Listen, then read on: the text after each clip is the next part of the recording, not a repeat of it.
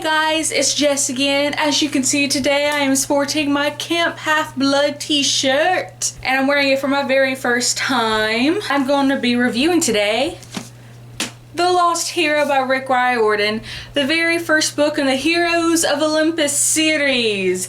Now, for those of you who have not read this book yet, it is about three different people. We have three different points of view in this book. We have Jason, the main dude, wakes up on a bus, and he has no idea who he is except for his name. He doesn't know much of anything really.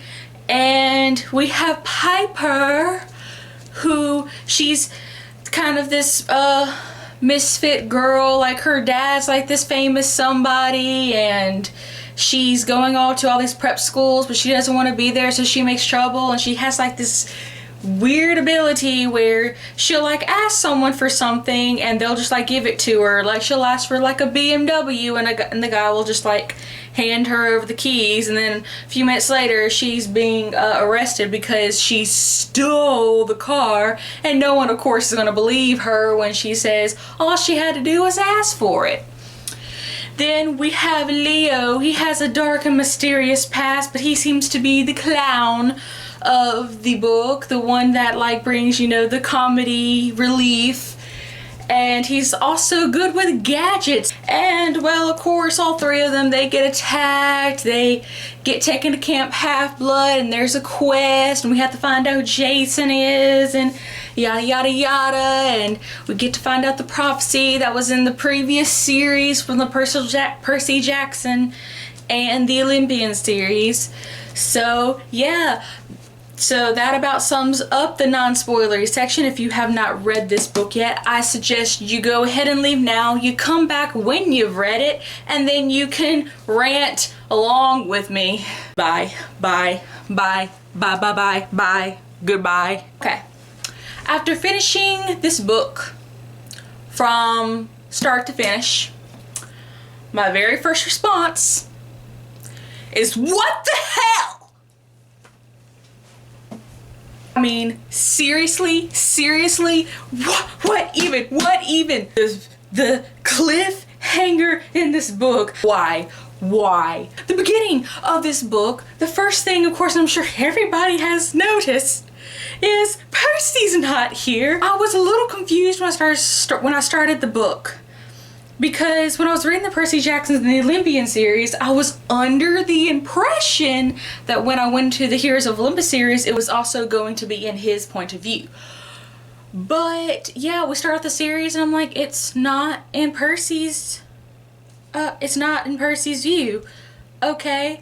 So it took me a little while to actually get in the book, because not that the book in the beginning wasn't good, it was just that I had went in the book expecting one thing, and then I got something else, and I had to get myself out of the Percy Jackson, you know, mode, because that's where I was. I went straight into this book right after I filmed my video for the last Olympian for Percy Jackson and the Olympian series. So the entire time I'm reading the book, I am expecting Percy to show up at some point in the book. And the reason being is because I know Annabeth is off on her little invention, so I'm sitting there thinking, okay, this is what's gonna happen. This is how I'm thinking. I was doing my math too. There were like 7 demigods is part of this prophecy, right? So I was thinking it was going to be Jason, Piper, and Leo. Okay, and they're on their little quest, and I figured Annabeth was going to have 2 demigods with her, one being Nico. I was expecting Nico to be in the bunch, and maybe Clarice. I wasn't sure who the third one was going to be, but I figured them 3 were going to go off on their own little adventure, and they were going to find Percy, so he would be 4 demigods plus the original 3 from the story, and that would make 7. So I'm sitting there thinking, okay, Annabeth's team, they're going to go off and they're going to find Percy, and then at the end of the book, they're going to show up with Percy and they're going to kick ass and blah, blah, blah, blah, blah, blah. No, that didn't happen. I was not worried through the entire book about Percy. I was like, he's going to show back up. he's gonna show back up. He's gonna show back up. And he never showed back up. I did not see the ending coming whatsoever. Not even a clue. Never crossed my mind. Because the entire time I'm sitting there thinking, Percy's okay. We're gonna see Percy. Don't worry about it, Jess. And so I was just trying to concentrate on figuring out who the heck is Jason. And I'm sitting there thinking, Lord, please don't let there be another camp of some sort out there with demigods. I'm like, whoa, whoa, whoa, who's trying to steal the Camp Half-Blood's thunder? So, like I said, I was not expecting the ending at all, not even though, not one little bit. I get to the very last page, even though it's not even a page. It's like 2 sentences, not even a full 2 sentences, really.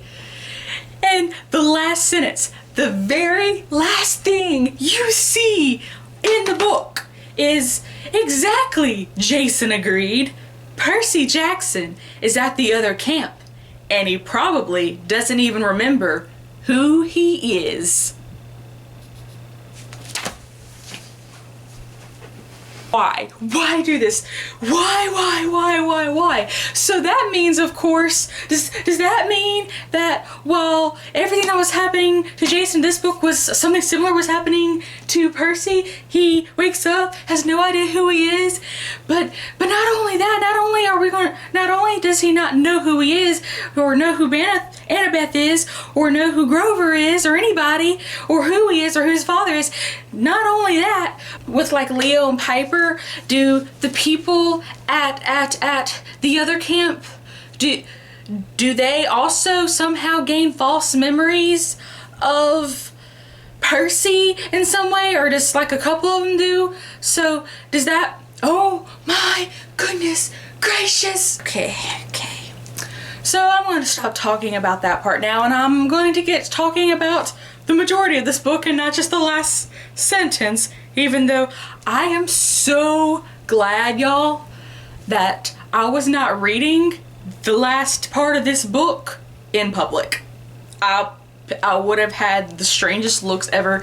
I think I probably woke up half of my apartment building when I yelled at the very end of this book, because I quite literally yelled out like, what?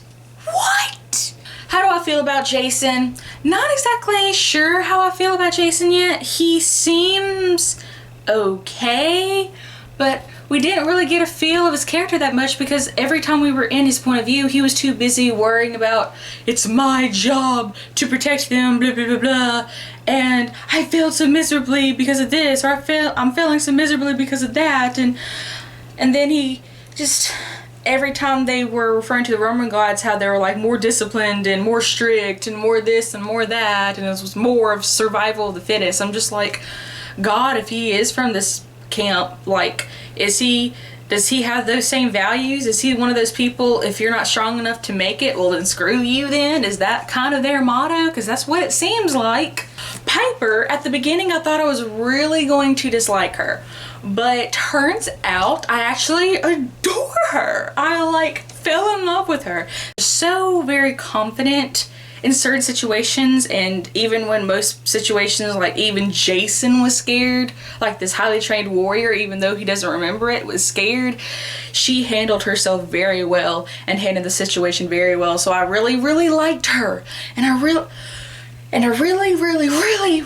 loved it when she stood up to that bitch Drew at camp. Drew, when she came in, this is how bad I felt about Drew. I felt about Drew in the Heroes of Olympus the way I feel about Umbridge in the Harry Potter series. That is how much I disliked Drew. Let's talk about Leo. I liked his character the best. I was constantly ready to get back to Leo. Let's get back to Leo. The clown of the group, he can make jokes in intense situations, but he also has such a dark past. This series really comes out, compared to the Percy Jackson series, extremely darker than the Percy Jackson series. Because, I mean, his mom, Leo's mother, not only do we have his mother dying in such a horrible way while he's there, we also have the fact that he was the one who started the fire. And it was so heartbreaking, and I really felt for him, and he was really cool. Even though he was going through all this crap, he was, to me, the coolest character in the entire book, because the way he fixed the dragon, and the way he always cracked jokes, and he always came up with a plan, and I loved it. I loved him. Just, good, gracious gosh almighty. When we find out who they are looking for, when Piper comes to the conclusion who this person is who's trying to rise and come out of her sleep, Gaia is the one who's trying to come out of the slumber. Gaia is the one who killed or led to Leo's mother being killed. Gaia, guys. Oh my goodness gracious, we're screwed. We are so far from screwed if she wakes up. Oh my gosh. We have the whole entire Midas scene, because I was like steadily laughing, like from the minute they've walked into the house. Jason would have died 5 times on the way to the front door if it not for Leo. First, it was the motion activated trapdoor on the sidewalk, then the lasers on the steps, then the nerve gas dispenser on the porch railing, the pressure sensitive poison spikes in the welcome mat, and of course the exploding doorbell. All of these traps have been set up before you even get to the door. When you finally get to the door and Leo's just like, front door is already unlocked. Piper stared at the door in disbelief. It is? All those traps and the door's unlocked. Midas finally comes in and we have the coach Satire, and he's like, let me kill him. And you have Piper who's trying to calm him down. Let's all put our weapons down. Coach, you first. Just one thwack. No. What about a compromise? I'll kill them first, and if it turns out they were friendly, I'll apologize. We get to the end and that ice bitch princess shows back up again, trying to freeze everybody. She shot a blast of wintry sleet at the demigods, but Leo held up his hand. A wall of fire roared to life in front of them, and the snow dissolved into a steamy cloud. Leo grinned. See, lady, that's what happens to snow in Texas. It freaking melts. I applaud Leo, I applaud. When I finished The Lost Hero, I immediately wanted to read the summary for this book because I want to know what the heck was going on. Percy is confused. When he awoke from his long sleep, he didn't know much more than his name. So you're telling me it's gonna be a whole nother book? But before we get all reunited again, I'm gonna have to go through a whole book with amnesia, Percy. I don't even know how to cope with that right now. Like,